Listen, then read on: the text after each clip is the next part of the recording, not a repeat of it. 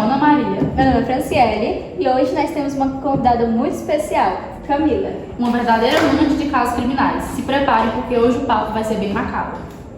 Olha, boa noite. Primeiro agradeço pelo convite e a iniciativa de vocês. Acho uma ideia boa, uma ideia inovadora e eu vou tentar mostrar para vocês o que eu conheço em relação aos casos criminais e as mentes, porque na verdade eu sou apaixonada por esse desafio de entender a mente de quem comete alguns crimes. Então essa é a ideia central e tudo começou a partir dessa curiosidade.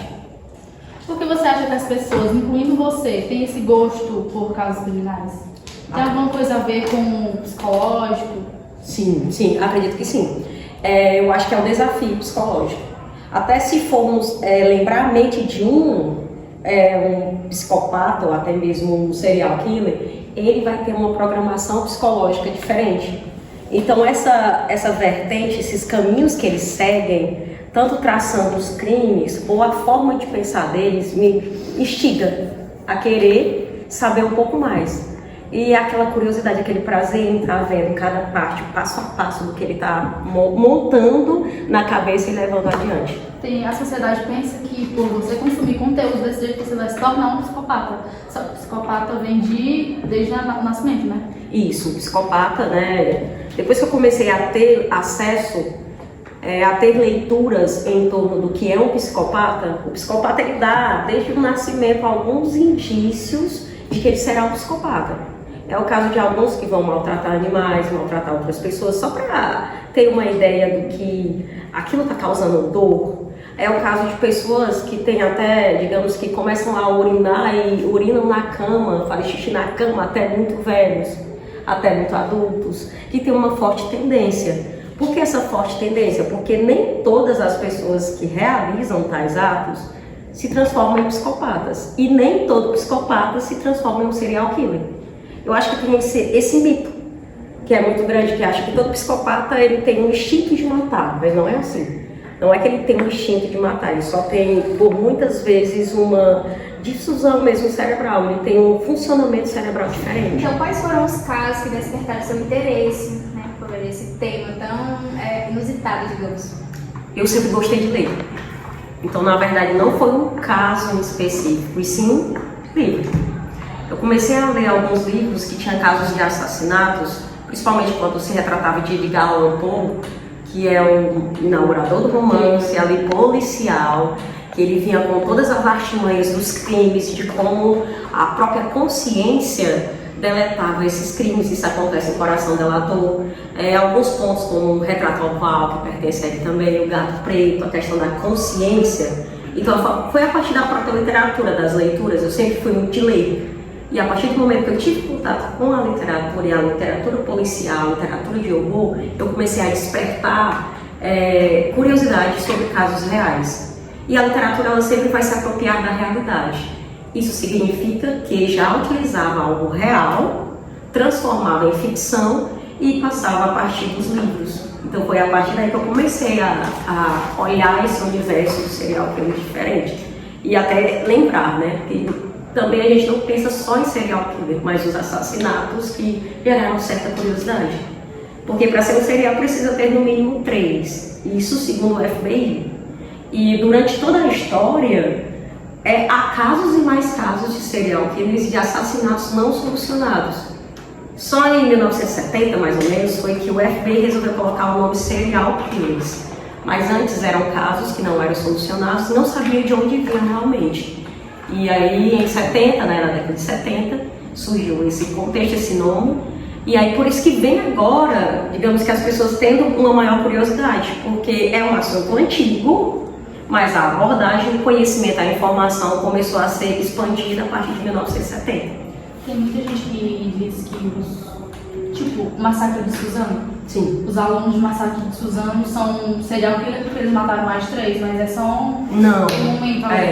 Segundo os livros mesmo, que destaca a diferença básica entre os assassinos em série, que é em série, eles precisam de um tempo entre um assassinato e outro, de um espaço também, e sobretudo porque como é uma abordagem que eles precisam ter um certo prazer naquilo que estão fazendo, vai durar por algum tempo aquela dopamina liberada no ato da tortura.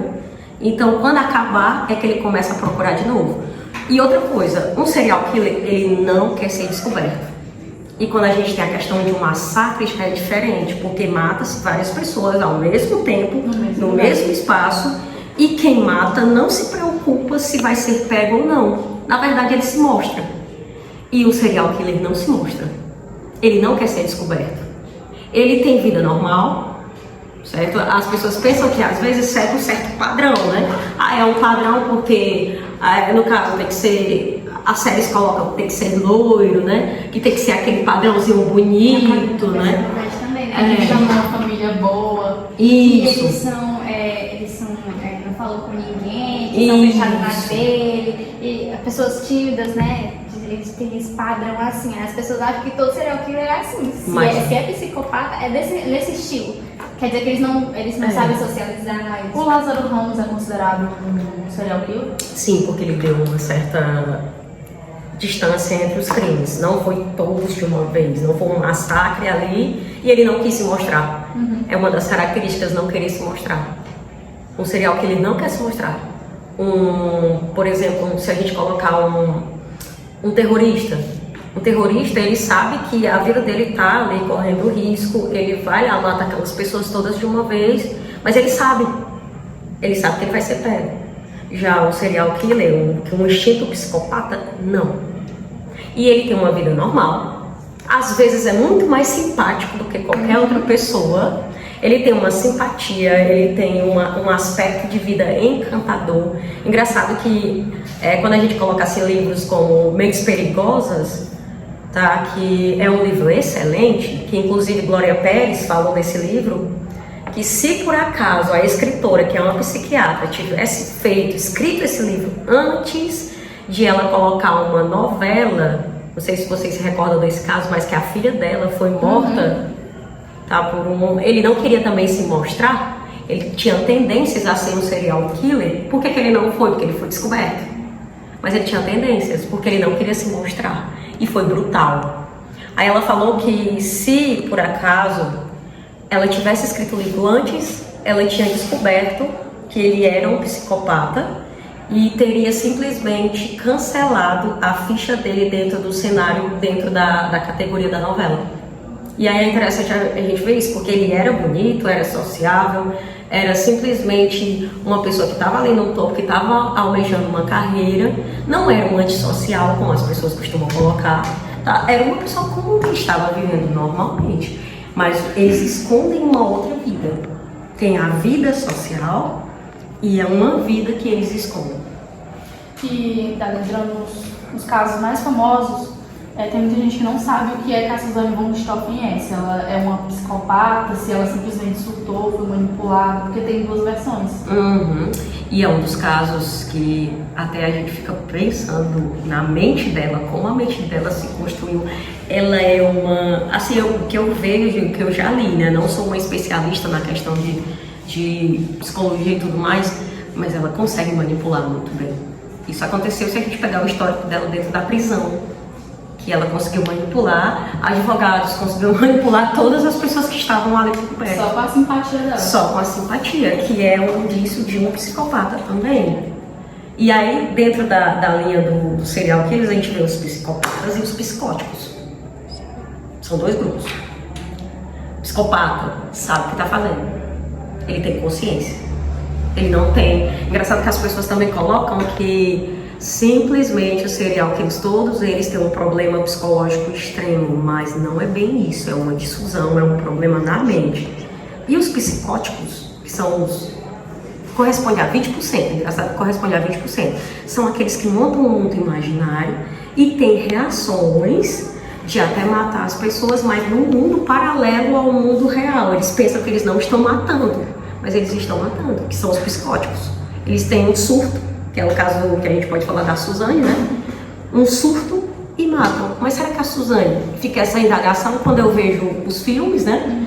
E quando eu vejo alguns detalhes das entrevistas da época e das fotos dela da época? Será que ela foi no momento psicótico dela? Porque ela não mostra muito ser psicótica, pelo menos é o que a gente entende. Ou será que ela estava realmente consciente do que ela estava fazendo?